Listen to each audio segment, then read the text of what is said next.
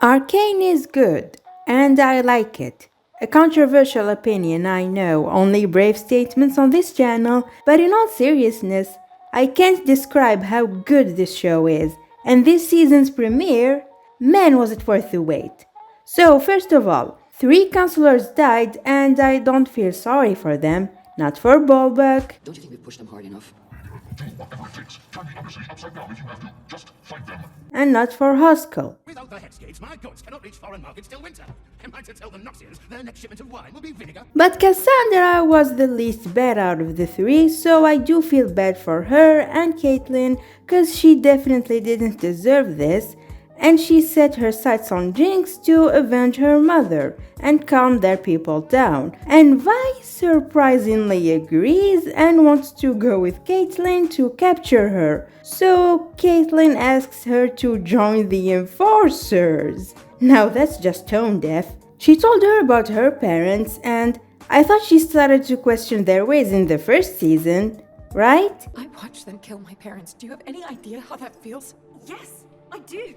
No, you don't. I mean, on the surface, yes, but the circumstances are different. Vi's parents were killed because they tried to cross the bridge to Piltover and demand a better life than the one they had, which they definitely have the right to do. Kate's mother died because the violence that they inflicted upon Zon for all those decades cycled back to them. In fact, if the Enforcers didn't kill Vi and Powder's parents, Jinx wouldn't have existed in the first place. I thought she understood that in season 1, but I guess she didn't, especially with this comment. I know. I just understand now how easy it is to hate them. Like, girl, chill, jeez. And it only got worse after the attack that was orchestrated by Ambessa. I'll get to her in a minute, and I mean like really, really worse. What kind of animals? Yeah, there's no saving her now. So she organized a small group to go to the undercity, including Vi, though I think she only joined because she blames herself for Jinx and her actions, and she thinks she has to do this for Caitlyn. But still, she became the thing that she hates the most, gassing her people with the same gas that almost killed them years ago, and terrorizing them to look for Jinx, like the Enforcers did in You Get the Picture. So of course Jinx won't take it well, and why would she? Vi knows exactly who she joined. She can blame Jinx all she wants, but it's still her choice, and there were definitely other options. But let's talk about Jinx for a minute. After accidentally killing her adoptive father for the second time, she's forced to pick up the pieces with Sevika, and I thought that was sweet cause they only have each other now, especially with the camp barons fighting to take Silco's place, one of which was willing to hand over Jinx to the Enforcers so that they would leave them alone. Sevika was against it despite her supposedly hating her, and then brutally killed him with the arm that Jinx made for her. Again, it's sweet, in a disturbing way. So they go to take down the Enforcers, including her sister, and when Vi gained the upper hand while fighting Jinx, she couldn't kill her despite Jinx fully accepting it. But then a little kid who followed her around after she saved them put themselves between them to protect her, and Kate was willing to shoot them, and Vi, and everyone, just to kill Jinx. And Vi was flabbergasted cause when did she have to stop her from killing a child? And when she said this, I keep telling myself that you're different, but you're not. I don't think she meant different from her sister, if you know what I mean.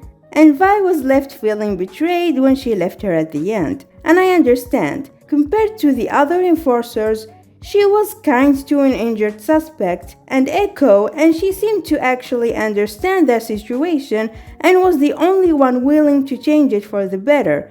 But in reality, she was only one tragedy away from becoming a full-on, you know, the thing that starts with an N and ends with a Z. I'm afraid YouTube won't recommend this if I did say it. And yes, it's an exaggeration, but I'm just trying to make a point. And she can't say she was stopping Jinx from killing more people, cause her big plan was just colorful smoke bombs.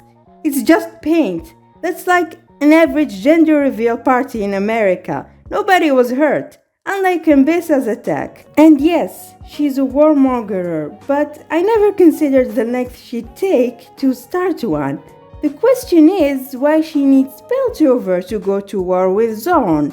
Amara said she's looking for something there, and I'm guessing she wants Hextech weapons, cause she wanted them since season 1, and she was on the side of the only council member who wants to make them. And he's also the most fascist of the bunch. There will be no more fairy tales of peace until we scour our basement of its demons. He sucks. And we know she is desperate enough to orchestrate a false flag attack that killed people and lie about her killing of Amara to rile people up for a war with the Undercity. You must declare martial law. Ah, martial law, Empire's favorite.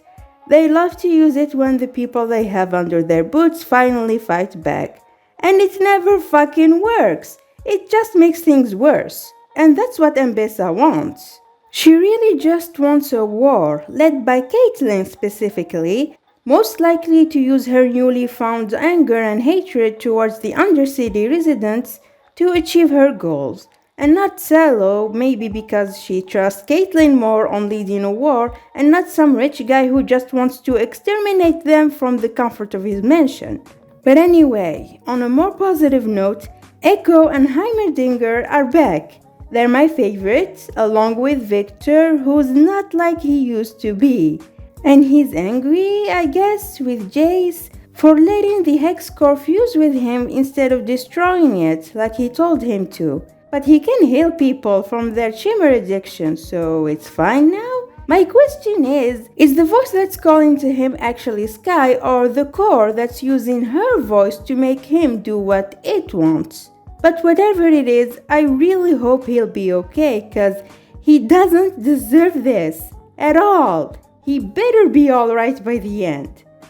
Anyway, back to Echo. They're facing some problems in their village, with more and more people coming in to escape the chaos in the lanes, and the tree that they rely on to survive is dying because of the Arcane. So they snuck into Jace's lab, it was hilarious, and they discovered that they may have pissed off the Arcane by their constant demands, and that they can actually piss off the Arcane. And that means that Professor Heimerdinger has been vindicated. Suck it, Jace. But that doesn't explain why a tree underground would be affected by this, except they installed a failsafe underground so that when it fails, it'll be safe for them, but not the Undercity. But then it all got weird, and I just hope they're okay. And on an unrelated note, I liked Loris. He seems like a nice guy. I mean, he's the only one who left when things turned tyrannical at the end, and that's saying something. I hope we'll see him again. Also, Singed is planning something, and I don't feel good about it. Anyway, that's all I have to say. Thank you so much for watching, and I'll see y'all next time. Let's all just cover our eyes and pretend that didn't happen.